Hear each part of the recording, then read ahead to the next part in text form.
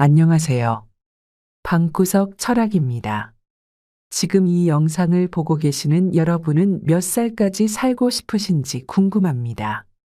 노벨 생리의학상을 수상한 일본 도네가와 스스무 박사는 분자생물학이나 면역학 입장에서 인간이 적절한 영양을 섭취하고 적당량의 운동을 하며 필요한 의학적 치료와 예방을 충분히 한다면 125세까지 살 수 있다. 고 말하였습니다.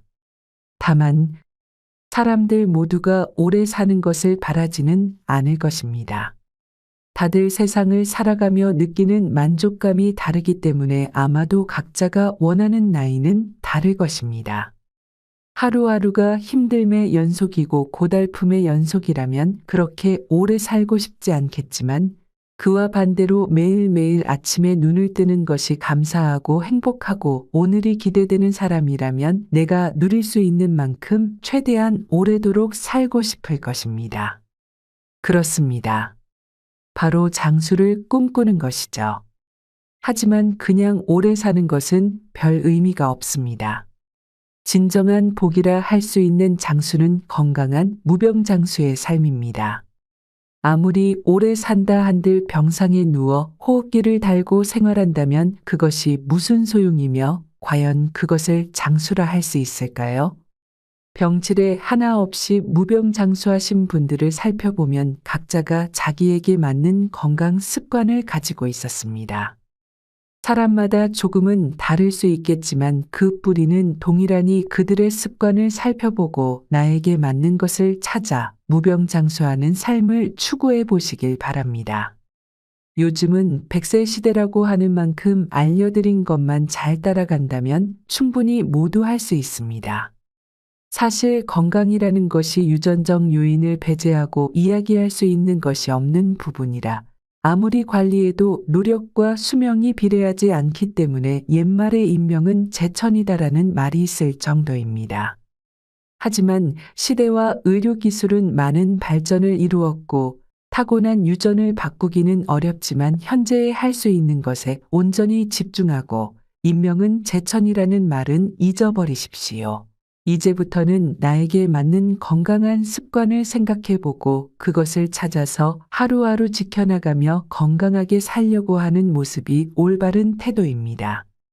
주변에 건강하신 어르신들을 보면 자신에게 맞는 건강한 습관을 정말 특별한 일이 있지 않는 이상 하루도 거르지 않고 그 루틴을 지켜나갑니다. 예를 들면 동네 공원을 매일 1시간씩 산책하는 것, 작은 뒷산을 올라갔다 오는 것, 엘리베이터를 타지 않고 계단을 이용하는 것 등등이 있는데 자신에게 맞는 것을 발견해서 실행에 옮기는 것입니다. 이런 나만의 루틴이 무병장수의 기본이자 특급 비결이 될 수 있습니다. 그럼 본격적으로 아프지 않고 건강한 무병장수를 위한 4가지 습관에 대해서 알아보도록 하겠습니다. 4가지 습관을 보고 이것은 내게 잘 맞겠다 싶은 것이 있다면 꾸준히 해나가면서 효과가 있는지 지켜보시면 좋을 것 같습니다. 아프지 않고 무병장수를 위한 습관 하나. 부지런히 몸을 움직이기. 아프지 않고 무병장수하시는 분들을 살펴보면 유독 쉽게 알아챌 수 있는 공통점이 하나 있습니다. 바로 나이와 상관없이 늘 부지런히 쉴 새 없이 몸을 움직인다는 것입니다. 게으른 사람들은 대체로 끼니를 해결하고 나면 바로 상을 치우는 법이 없고 늘어지는 데 반해 아프지 않고 무병장수하시는 분들은 끼니를 해결하면 바로바로 상을 치우고 설거지를 하는 등 몸을 움직이기 시작합니다. 딱히 운동이라고 할 수 없는 집안일을 하면서 몸을 계속해서 움직이는 것입니다.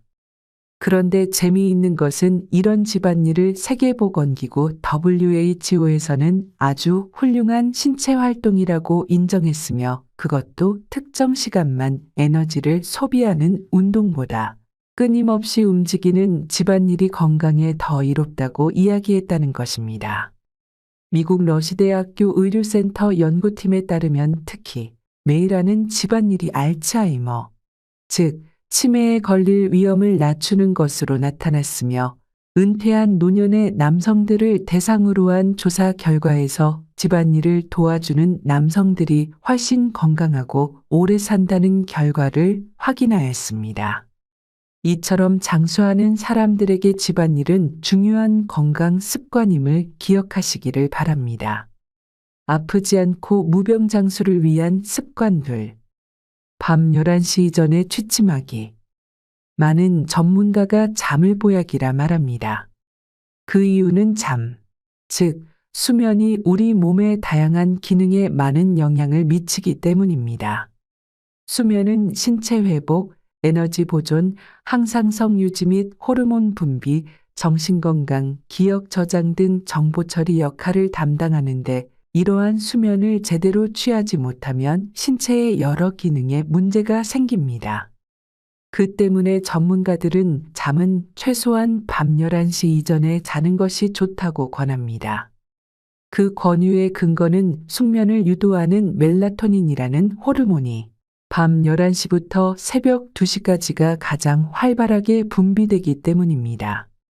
이 멜라토닌은 사람이 나이가 들면 자연스럽게 생성이 저하됩니다. 이에 따라 수면 시간이 줄고 수면의 질이 떨어질 수밖에 없는데 나이가 많은 사람의 경우 멜라토닌이 활발하게 분비되는 밤 11시에서 새벽 2시를 지나면 수면의 질이 좋지 않을 수 있으니 되도록 꼭 밤 11시 이전에 취침하는 것이 좋습니다. 평소 수면 습관이 좋지 않다면 해가 길어지는 3월에 몸에 배어있는 나쁜 수면 습관을 바꾸기 좋은 시기입니다. 햇빛은 천연 수면제라 합니다. 사람 몸의 생체 시계는 빛 자극을 통해 낮에는 깨어 있고 밤에는 자는 24시간 리듬을 유지합니다. 이대 목동병원 신경과 이양훈 교수는 하루 햇빛 노출 시간이 2시간 미만으로 짧으면 체내 비타민 D 분비가 줄면서 멜라토닌이 잘 분비되지 않아 깊은 잠을 자지 못한다. 라고 말했습니다. 그 때문에 수면의 질을 높이기 위해서는 충분한 햇빛에 몸을 노출해 주는 것이 좋습니다. 아프지 않고 무병장수를 위한 습관 셋. 올바른 식습관. 무병장수 관련해서 가장 많이 접할 수 있는 정보가 바로 식습관에 관련된 이야기입니다. 식습관은 가장 많은 정보를 들을 수 있지만 가장 지키기 어려운 습관입니다. 방금 막 식사를 했음에도 불구하고 앞에 과일이나 주전부리가 있으면 너무나 자연스럽게 손이 가기 마련입니다. 그런데 이렇게 쉽사리 놓치고 있는 식습관이 아프지 않고 무병장수를 하는데 아주 큰 비중을 차지하고 있으니 이 영상을 보는 지금부터라도 올바른 식습관을 가져보시면 좋을 것 같습니다. 한남대 식품영양학과 이미숙 교수는 90세 이상 노인 168명을 대상으로 식습관과 생활습관을 조사한 연구 결과를 발표한 적이 있습니다. 이 연구 결과에 따르면 장수하는 사람들은 식물성 식품 섭취 비율이 크게 높았고 된장, 두부를 포함한 콩류 식품의 섭취 횟수가 고기, 생선, 달걀 등 동물성 식품에 비해 높게 나타났습니다. 이 사실을 통해 노화를 방지하는 항산화 물질이 많이 함유되어 있는 콩류와 나물 섭취가 많은 것이 우리나라 장수하는 사람들의 특성임을 알 수 있습니다. 동물성 식품의 경우에는 전 세계 여러 나라 연구들을 살펴보면 치매와 밀접한 관련이 있다는 결과들이 많으니 섭취를 줄이면 건강에 도움이 될 것입니다. 그리고 마지막으로 연구 결과에 따르면 장수인들의 대부분이 하루 3끼를 꼬박꼬박 챙겨 먹고 가족과 함께 즐겁게 식사한다고 대답한다고 밝혀 가족과 함께 매일 3끼씩 규칙적으로 즐겁게 식사하는 것이 장수에 도움이 되는 것으로 나타났습니다. 그러니 매일 3끼씩 잘 챙겨 먹고 가족과 함께 즐겁게 식사하시기 바랍니다. 아프지 않고 무병장수를 위한 습관 넷. 삶에 대한 뚜렷한 목적의식. 삶에 뚜렷한 목적의식이 있는 사람이 무병장수할 가능성이 크다고 합니다. 저는 개인적으로 4가지 중에 삶에 대한 뚜렷한 목적의식이 가장 중요하다고 생각합니다. 미국 러시 대학교 알츠하이머 질환센터 연구진이 성인 1238명을 대상으로 삶의 의미와 목표에 대한 설문조사한 결과 삶에 뚜렷한 목적의식이 있는 사람은 그렇지 않은 사람보다 사망 위험이 절반 이상 낮게 나왔습니다. 또한 연구진은 목표 지향적인 삶을 유지하면 우울증, 만성 질환 위험이 낮아진다는 사실도 발견하였습니다. 미국 미시간 대학교 애나버 공중보건대 연구진도 50대 이상 성인 6,985명을 대상으로 삶의 목표가 수명에 미치는 영향을 조사하였는데 그 결과 삶에 대한 목적의식이 없는 사람은 목적의식이 있는 사람보다 5년 이내에 사망할 위험이 2배 이상 높은 것으로 밝혀졌습니다. 삶의 목적을 설정하고 목적을 이루려고 노력하는 과정이 건강에 긍정적인 영향을 미치니 건강을 위해서라면 거창한 목표가 아니더라도 쉽게 달성할 수 있는 목표를 설정하고 목표를 이루려고 노력하는 것이 좋겠습니다. 이렇게 아프지 않고 무병장수를 위한 습관 4가지를 알려드렸는데 이것 외에도 무병장수를 위해서는 가장 중요한 것은 아프지 않은 것입니다. 그래서 나이가 들수록 아프지 않게 도와주는 좋은 습관 10가지도 함께 공유해 드리겠습니다. 1. 따뜻한 물 자주 마시기. 따뜻한 물을 자주 마셔야 한다는 걸 스스로 의식하고 자주 마시는 것이 좋습니다. 평소에 따뜻한 물을 자주 마시면 몸이 전체적으로 따뜻해지고 갑상선에 도움이 됩니다. 혈액순환과 신진대사도 원활하게 이루어집니다. 그냥 따뜻한 물도 좋지만 한의학에서 말하는 음양탕이 좋습니다. 음양탕은 뜨거운 물 위에 차가운 물을 부어 섞어 마시는 물을 말하는 것인데 본초 강목에 따르면 맛은 짜지만 독이 없다고 하며 제조 과정에서 발생한 대류 현상 덕분에 신진대사가 좋아지는 등의 효과가 있다고 알려져 있습니다. 특히 공복에 음용하면 좋은 걸로 알려져 있습니다. 주의할 점은 반드시 뜨거운 물에 차가운 물을 섞어야 합니다. 2.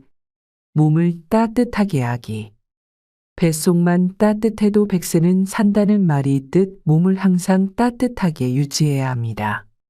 사람의 체온이 36.5도인데 이 체온을 잘 유지해야 합니다. 사람이 늙어간다는 것은 체온을 잃어가는 과정이라고도 볼 수 있습니다. 그 이유만으로 신진대사 능력이 떨어지고 체내 에너지 발생이 잘 안 되어 몸이 점점 차가워지게 됩니다. 하여 신부의 체온을 잘 유지하는 것이 건강과 관련된 측면에서 아주 중요합니다. 3. 발을 따뜻하게 하기. 사람의 몸 중에서 잘 때 가장 빠르게 차가워지는 신체가 바로 발입니다. 발이 차가우면 혈액순환과 신진대사가 활발하게 일어나지 못합니다. 그리고 손끝과 발끝에 유산이 쌓여 통풍이 올 수도 있습니다. 그렇기 때문에 발을 따뜻하게 유지해야 합니다. 특히 추운 겨울에는 발의 온도를 유지하는 것이 감기나 독감과 같은 질환 예방에 도움이 되고 발이 따뜻하면 혈액순환이 개선되어 전체적인 건강 상태를 향상시키고 피로감 감소 및 근육의 효율적인 작동을 기대할 수 있습니다. 4. 목을 따뜻하게 하기. 요즘 시대에 갑상선에 암과 같은 문제가 있는 사람들이 많습니다. 이 갑상선은 스트레스의 영향을 굉장히 쉽게 받습니다. 목에는 몸의 거의 모든 혈관이 모여서 퍼지는 곳입니다. 그만큼 중요한 곳이기 때문에 목을 따뜻하게 더 신경을 써야 합니다. 그 때문에 겨울은 물론 봄과 가을 같은 일교차가 큰 환절기에도 머플러나 손수건을 통해 목을 따뜻하게 감싸주는 습관을 들이면 좋을 것입니다. 5. 취침 전 금식하기. 일반적으로 대부분의 사람이 알고 있는 내용입니다. 사람이 취침 전에 음식을 섭취하게 되면 위의 기능이 현저하게 떨어진 상태에서 음식이 차게 되고 위액만 계속해서 분비가 됩니다. 그래서 야식을 먹고 나면 몸이 붓고 속이 더부룩해지고 하는 것입니다. 수면 전 먹은 음식이 수면의 질을 결정한다는 것을 잊지 말아야 합니다. 취침 전에는 차가운 음료도 피하는 것이 좋습니다. 위에 차가운 것이 들어가면 몸의 체온이 떨어지게 되고 36.5도로 체온을 올리기 위해서 내가 모르는 사이에 많은 에너지를 사용하게 됩니다. 그 밖에도 배에 가스가 차고 트림도 나오고 구취가 생기고 눈이 빨갛게 충혈됩니다.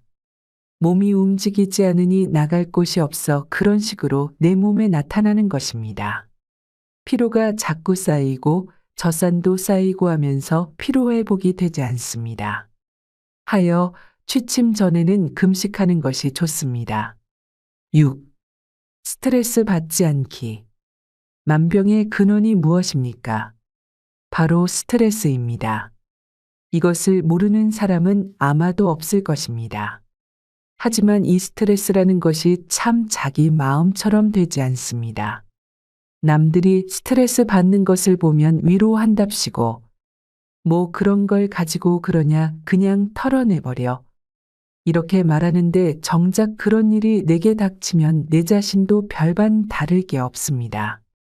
스트레스를 피하기 위해서는 집착을 버려야 합니다. 하고자 하는 마음만 먹고 집착은 하지 말아야 합니다. 스트레스를 받지 않기 위해서는 명상을 하면 됩니다. 명상을 하면 사람의 마음이 편안해지고 집착과 스트레스를 내려놓을 수 있습니다. 명상은 어렵고 복잡한 것이 아닙니다. 7. 몸을 이완시키기. 취침 전에 몸을 이완시켜주면 이게 수면의 질에 큰 도움이 됩니다. 아침에 일어나면 사람의 몸이라는 것이 바로 번쩍 눈이 떠지지 않습니다. 마치 교통체증처럼 트래픽이 걸려 있는 것처럼 더디기만 합니다. 이럴 때 몸을 이완시켜주면 혈액순환이 잘 이루어지도록 해주고 신진대사를 활발하게 만들어 잠에 취해 있는 몸의 기능들을 빠르게 깨울 수 있습니다. 이런 동작에는 여러 가지 스트레칭도 있고 하겠지만 그중 대표적인 것으로는 바로 불교에서 하는 절이 있으니 다른 운동이 생각나지 않으신 분들은 천천히 한 배라도 해보시면 도움이 되실 것입니다. 8. 소변을 자주 비우기. 소변을 참는 것이 사람의 건강에 생각보다 많은 영향을 끼칩니다. 가장 일반적으로는 방광염이 있을 것입니다. 특히 여성분의 경우에는 더 쉽게 걸리는 질환인데 그 이유는 화장실이나 잠자리 같은 것에 여성이 남성보다 더 예민하기 때문입니다. 남성보다 요도의 길이가 짧은 것도 주요 원인이기도 합니다. 소변은 신체의 노폐물입니다. 그러니 이 노폐물을 제때제때 비워줘야 다음 노폐물들이 소변에 쌓이게 되고 걸러주는 역할을 하고 여러 가지 질병 등을 예방할 수 있게 되는 것입니다. 특히 잠이 들기 전 꼭 비워주시는 것이 좋습니다. 9. 혀를 자주 움직이기. 혀를 자주 움직이라는 말이 어색하신 분들도 계실 것입니다. 혀를 자꾸 움직이면 아밀라아제가 많이 생기고 그로 인해 소화에 도움이 됩니다. 그리고 이 혀를 움직임으로써 뇌와 안면 부위의 신경을 간접적으로 자극하여 뇌 위축을 줄이고 안면신경과 근육 노화를 방지할 수 있습니다. 일본 치과대학 니가타 생명치약부 고이대 가오루 교수가 개발한 혀 운동을 하면 치매 예방에 도움이 되고 미용 효과를 볼 수 있으며 수면 중 무호흡증과 코골이 증상을 완화할 수 있고 입냄새와 충치를 예방할 수 있습니다. 혀를 운동하는 방법은 다음과 같습니다. 첫째, 혀 돌리기는 눈을 뜬 상태에서 입을 다물고 2에서 3초 만에 혀로 잇몸 바깥면을 더듬듯이 시계 방향으로 돌립니다. 10회 실시 후 반대 방향으로 10회 돌립니다. 반복해서 총 40회 돌립니다. 둘째, 입을 벌리고 검지 두께 정도로 위아래 치아를 벌린 후 입 천장 앞쪽 솟아오른 곳에 혀끝을 올려 붙이고 혀로 위턱을 향해 10초가 세게 누릅니다. 5초 쉬고 다시 혀 누르기를 하여 총 3회 실시하고 익숙해지면 혀 뒷부분으로 누르기를 합니다. 셋째, 혀 내보내기는 고개를 살짝 들어 비스듬히 위를 보고 아래턱을 내밀면서 혀를 천천히 쭉 내밉니다. 혀를 위로 향하고 10초간 유지 후 혀를 아래로 향하고 10초간 유지합니다. 총 3회 실시하면 됩니다. 10. 명상하기. 마지막으로 명상입니다. 명상을 마지막으로 이야기한 것은 그만큼 명상이 이 10가지 습관 중에 가장 중요하기 때문입니다.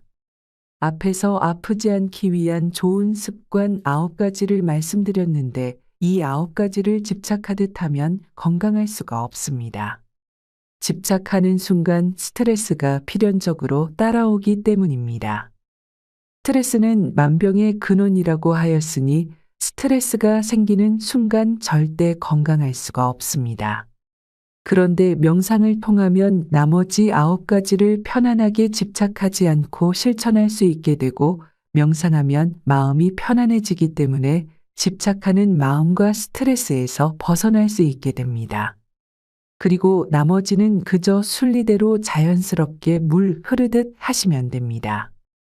그럼 어느 순간 나머지 9가지 또한 명상이 되는 것입니다. 이런 것을 두고 바로 생활 명상이라고 합니다. 이번 영상에서는 아프지 않고 무병장수하는 습관 4가지에 대해 알아보았습니다. 첫째는 몸을 부지런히 움직이기. 둘째는 밤 11시 이전에 취침하기. 셋째는 올바른 식습관. 넷째는 삶에 대한 뚜렷한 목적의식입니다. 앞서 얘기했듯 사람마다 상황과 몸의 상태가 다르기에 열에 9이 좋다고 해서 나도 무조건 좋다는 보장은 없습니다. 좋지 않은 하나가 나 자신이 될 수도 있으니 이 점 유념해서 내 몸에 좋은 습관을 구축해 나가시면 좋겠습니다. 4가지를 모두 꼭 해보지는 않더라도 이 중 하나만이라도 시도해보고 변화가 있는지 확인해 보시면 좋겠습니다. 천리길도 한 걸음부터라고 하였으니까요. 그리고 아프지 않기 위한 습관 10가지도 알려드렸는데 어떻게 보면 이 10가지가 먼저 선행되어야 하는 것이기도 하니 참고하셔서 노후에 건강한 삶을 보내는 데 도움이 되면 좋겠습니다. 이상으로 이번 영상을 마치도록 하겠습니다. 구독과 좋아요 부탁드리며 긴 영상 시청해 주셔서 감사합니다. 이상 방구석 철학이었습니다.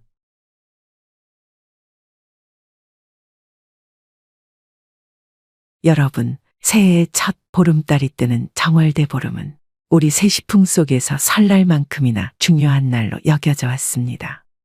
크고 가장 밝은 보름달을 보면서 한 해의 풍요를 빌고 무탈과 번영을 기원하는데요.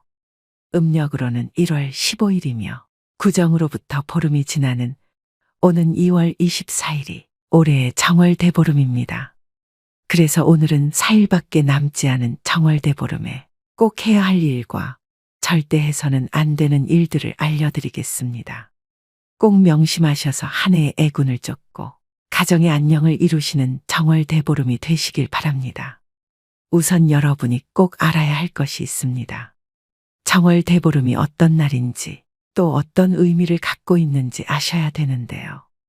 정월대보름을 대비하기 전에 이 점을 꼭 숙지하고 계셔야 복과 운이 여러분들께 쏟아질 것입니다. 정월대보름은 신라시대 때부터 시작된 것으로 알려져 있습니다. 삼국유사에 따르면 소지왕이 자신을 위험에서 구해준 까마귀를 위해 매년 음력 1월 15일에 찰밥으로 제사를 지낸 것이 지금까지 이어지고 있습니다. 정월 즉 1월의 보름날을 가리키는 말로 정월대보름이라 하며 한국의 전통 명절입니다. 설날이 지나고 처음 맞는 보름날로 예전부터 조상님들은 설날에서 대보름까지 성대하게 명절을 지냈다고 합니다. 정월대보름 전날에 잠을 자면 눈썹이 하얗게 된다고 해서 잠을 자지 않으려고 하기도 했죠. 당일 아침이 오면 귀발기술을 마시면서 부럼 깨기를 하고 오곡밥으로 식사를 하였습니다. 밤이 찾아오면 달집 태우기와 쥐불놀이를 하면서 한 해 농사의 풍년을 기원하기도 하였습니다. 또한 정월대보름에는 한 해의 계획을 세웠는데 이 과정에서 한 해의 운수를 점치기도 했습니다. 그만큼 한 해의 운과 복을 점치는 아주 중요한 날이고 이 날을 어떻게 보내느냐에 따라 남은 한 해가 결정된다고 해도 과언이 아닙니다. 올해의 운과 복이 결정되는 이런 중요한 날인 정월대보름에 꼭 해야 할 것들과 무조건 피해야 할 일을 알려드릴 테니 영상 끝까지 시청하시고 실천하시기 바랍니다. 정월대보름에는 이것을 꼭 하셔야 여러분 가정에 복이 쏟아지고 재물과 번영이 함께 할 것입니다. 바로 시작하겠습니다. 첫 번째로 오곡밥이나 약밥을 나물과 함께 반드시 드셔야 됩니다. 다른 음식들도 정말 많지만 밥 중에서도 영양이 풍부하고 복을 불러다 준다는 오곡밥을 드셔야 진정한 정월대보름의 기운을 받는 것입니다. 또 정월대보름은 음기가 가득한 날이니 오곡밥을 드시는 것으로 음양의 조화를 맞춰 운이 트이게 할 수 있는 것이죠. 이는 한 해의 운이 강해지고 좋은 기운이 상승하는 데 도움을 줍니다. 또 나물을 먹는 것은 그 해의 모든 안 좋은 일을 내쫓고 온 가족이 무탈하게 지낼 수 있길 기원하는 음식입니다. 여름철에 말려두었던 무, 호박, 가지, 고사리 등을 삶아 무쳐서 먹으면 그 해의 더위도 쫓아낼 수 있다고 합니다. 조상님들은 오곡밥과 약밥을 사람들과 나누면서 풍요로운 한 해 농사와 행운을 기원하고 애군을 쫓았다고 합니다. 여러분도 정월대보름날 주변 사람들에게 맛있는 식사를 대접하면 나에게 더 큰 복으로 돌아올 수 있으니 소중한 사람들과 함께 식사를 하며 즐거운 시간을 보내도록 하세요. 두 번째는 정월대보름에는 꼭 달맞이를 하셔야 합니다. 정월대보름의 달빛은 질병과 애군을 떨쳐내는 힘이 있어 정월대보름에 달맞이를 하시면 큰 풍파 없이 안정적인 한 해를 보낼 수 있습니다. 안정을 상징하는 음기가 가득한 날이 바로 정월대보름입니다. 음기라고 하면 안 좋은 거라고 생각하실 겁니다. 하지만 무조건 나쁜 것이 아닙니다. 양기가 있으면 음기가 있고 이 두 가지가 조화를 이루어야 우리 인생의 복과 번영이 함께하는 것입니다. 안정이 없이 발전과 번영만 하게 된다면 어떻게 될까요? 일평생 양기만 가득하다면 그 인생은 불행한 것입니다. 그래서 안정을 뜻하는 음기를 충전하는 것이 그만큼 중요한 것입니다. 그래서 우리 조상들은 매년 정월대보름에 달맞이를 하셨던 것입니다. 달은 운기를 상징하고 이날 달을 가장 먼저 본 사람은 1년 내내 운수가 길하고 소원을 들어준다고 합니다. 2월 24일 정월대보름에는 저녁 식사를 일찍 마치시고 보름달을 보며 소원을 꼭 빌어보시길 바랍니다. 그래야 2024년은 안정적인 한 해가 될 것입니다. 또한 빌고 싶은 소원을 댓글로 남겨주세요. 댓글로 남겨두면 선포의 효과가 나타나고 이는 곧 운의 상승 효과를 가져옵니다. 세 번째, 이날만큼은 부모님께 안부 인사를 반드시 전하는 것이 좋습니다. 정월대보름은 풍수학적으로 조상 덕을 얻는 날이므로 이날만큼은 부모님께 안부 인사를 반드시 전하는 것이 좋습니다. 복 중에서도 가장 큰 복인 조상복을 받고 싶으신 분들은 정월대보름 아침에 부모님께 전화라도 해서 인사를 전하시는 게 복을 짓는 일입니다. 부모님이 돌아가셨다면 돌아가신 부모님을 생각하며 부모님 감사합니다. 올 한해도 무탈하게 부디 살펴주세요. 라고 잠시 묵념하는 시간을 갖는 것도 도움이 됩니다. 정월대보름은 음기가 가득한 날이라 나를 낳아주신 부모님께 덕을 쌓는 행위로 좋은 기운을 가득 담아야 하기 때문입니다. 따라서 이날만큼은 부모님께 안부를 전하셔야 1년 내내 무탈하고 하는 일이 잘 풀리게 되어 운대를 탈 수 있는 것이죠. 또 대보름을 긍정적으로 보내야만 1년 내내 길한 운수를 갖게 될 수 있다는 점을 꼭 명심하시고 이날은 억지로라도 웃으면서 가족들에게 아침 인사를 하는 것이 한 해의 운을 지키는 최고의 수단입니다. 다음으로 정월대보름에 절대 하지 말아야 할 행동 2가지를 말씀드리겠습니다. 꼭 명심하셔서 애군을 예방하셔야 됩니다. 첫 번째, 이날만큼은 찬 음식을 드시면 안 됩니다. 정월대보름에는 따뜻한 음식을 챙겨 드셔야 합니다. 찬 음식을 먹게 되면 한 해의 복이 달아날 수 있습니다. 여기서 차가운 음식이란 먹다 남긴 음식, 불량식품을 의미합니다. 냉장고에 있는 먹다 남긴 음식을 버리기 아까우시면 정월대보름 다음 날 드셔야 됩니다. 이날만큼은 따뜻한 국과 나물, 그리고 갓 지은 오곡밥을 함께 드시면 올 한 해 운수 대통할 것입니다. 2번째, 정월대보름에는 절대 가족 친지들과 다투시면 안 됩니다. 이날 다툼이 있으면 안 좋은 기운이 1년 내내 미치게 됩니다. 특히 음기가 강한 날이라 대보름에 가족 친지들과 다툰다면 그 찜찜한 기분과 불안한 기운이 1년 내내 남아있게 됩니다. 이것은 1년 동안 크고 작은 다툼이 계속해서 일어날 수 있다는 의미이기도 합니다.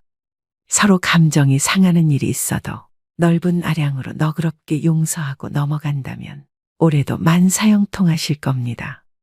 다시 한번 말씀드립니다. 어떤 일이 있어도 언성을 높이시면 안 됩니다. 그 행위 자체가 올해의 내 복을 모두 가져가세요라고 하는 꼴입니다. 정월대보름엔 가족들과 웃으며 기분 좋게 시작하시고 대신 덕담을 많이 해주세요. 덕담은 상대를 복되게 하고 전달된 복이 더 커져서 결국엔 나의 대운으로 크게 들어올 것입니다. 모든 일은 말하는 대로, 행동하는 대로 이루어집니다. 이것은 인생의 이치입니다. 오늘의 영상 어떠셨나요? 4일 앞둔 정월대보름을 어떻게 잘 보내셔야 될지 감이 잡히셨을 텐데요. 무엇이든지 조심해서 나쁠 것이 없습니다. 돈 드는 것도 아닙니다.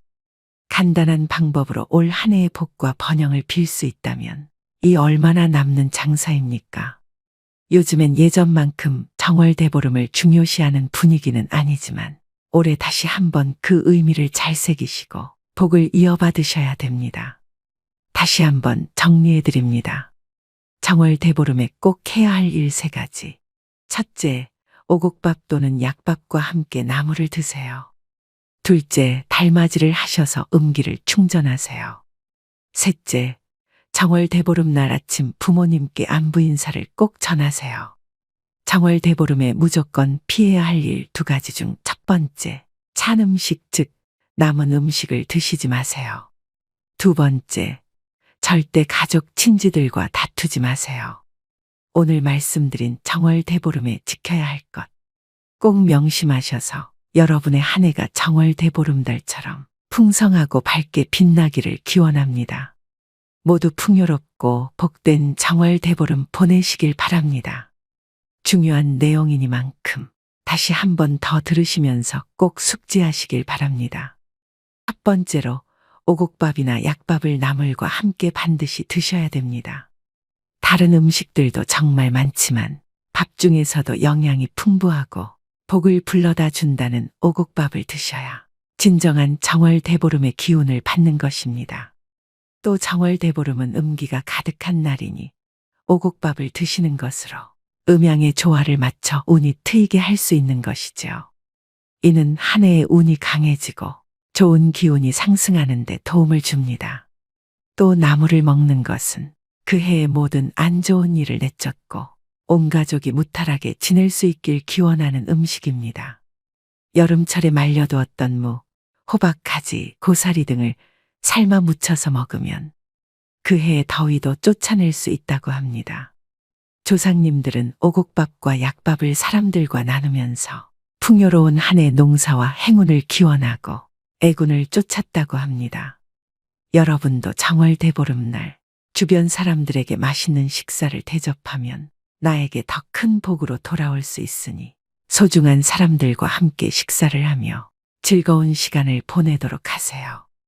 두 번째는 정월대보름에는 꼭 달맞이를 하셔야 합니다. 정월대보름의 달빛은 질병과 애군을 떨쳐내는 힘이 있어 정월대보름에 달맞이를 하시면 큰 풍파 없이 안정적인 한 해를 보낼 수 있습니다. 안정을 상징하는 음기가 가득한 날이 바로 정월대보름입니다. 음기라고 하면 안 좋은 거라고 생각하실 겁니다. 하지만 무조건 나쁜 것이 아닙니다. 양기가 있으면 음기가 있고 이 두 가지가 조화를 이루어야 우리 인생의 복과 번영이 함께하는 것입니다. 안정이 없이 발전과 번영만 하게 된다면 어떻게 될까요? 일평생 양기만 가득하다면 그 인생은 불행한 것입니다. 그래서 안정을 뜻하는 음기를 충전하는 것이 그만큼 중요한 것입니다. 그래서 우리 조상들은 매년 정월대보름에 달맞이를 하셨던 것입니다. 달은 운기를 상징하고 이날 달을 가장 먼저 본 사람은 1년 내내 운수가 길하고 소원을 들어준다고 합니다. 2월 24일 정월대보름에는 저녁 식사를 일찍 마치시고 보름달을 보며 소원을 꼭 빌어보시길 바랍니다. 그래야 2024년은 안정적인 한 해가 될 것입니다.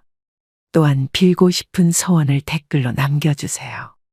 댓글로 남겨두면 선포의 효과가 나타나고 이는 곧 운의 상승 효과를 가져옵니다. 세 번째, 이날만큼은 부모님께 안부 인사를 반드시 전하는 것이 좋습니다. 정월대보름은 풍수학적으로 조상 덕을 얻는 날이므로 이날만큼은 부모님께 안부 인사를 반드시 전하는 것이 좋습니다.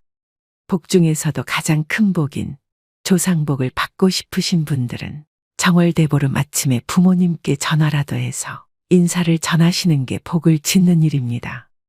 부모님이 돌아가셨다면 돌아가신 부모님을 생각하며 부모님 감사합니다. 올 한 해도 무탈하게 부디 살펴주세요. 라고 잠시 묵념하는 시간을 갖는 것도 도움이 됩니다. 정월대보름은 음기가 가득한 날이라 나를 낳아주신 부모님께 덕을 쌓는 행위로 좋은 기운을 가득 담아야 하기 때문입니다. 따라서 이날만큼은 부모님께 안부를 전하셔야 1년 내내 무탈하고 하는 일이 잘 풀리게 되어 운대를 탈 수 있는 것이죠.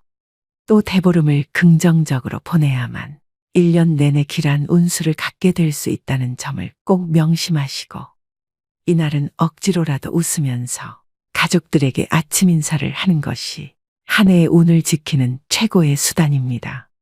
다음으로 정월대보름에 절대 하지 말아야 할 행동 두 가지를 말씀드리겠습니다. 꼭 명심하셔서 애군을 예방하셔야 됩니다. 첫 번째, 이날만큼은 찬 음식을 드시면 안 됩니다. 정월대보름에는 따뜻한 음식을 챙겨 드셔야 합니다. 찬 음식을 먹게 되면 한 해의 복이 달아날 수 있습니다. 여기서 차가운 음식이란 먹다 남긴 음식, 불량식품을 의미합니다.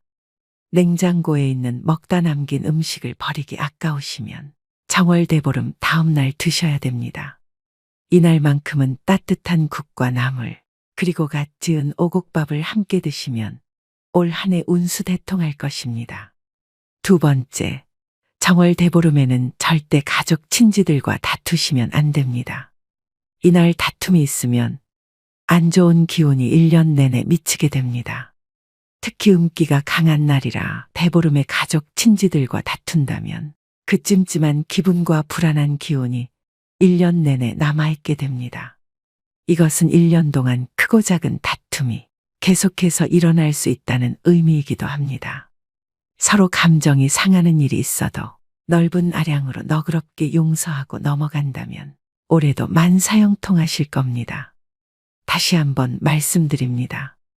어떤 일이 있어도 언성을 높이시면 안 됩니다.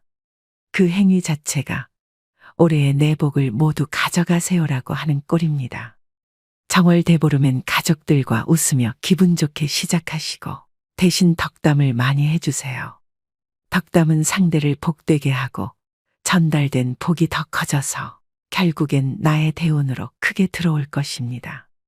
모든 일은 말하는 대로 행동하는 대로 이루어집니다. 이것은 인생의 이치입니다.